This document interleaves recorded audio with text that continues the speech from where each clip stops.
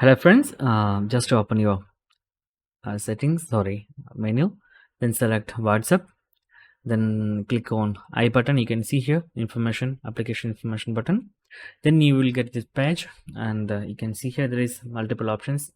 You can see that there is too much options, but we need that mobile data usage. You can see here, open mobile data usage. Then you can see there is an option unrestricted mobile data usage, while uh, whenever we are turned on the data saver. Okay, if you turn on data saver, then if you turn on this particular settings, then your WhatsApp application receive uh, mobile data access to your applications.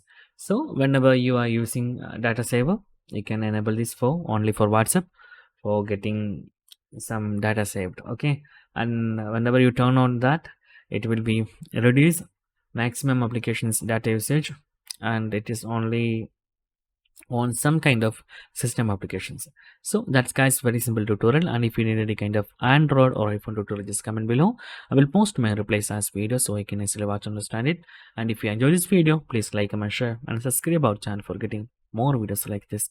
Thank you so much for watching. Have a nice day. Bye bye.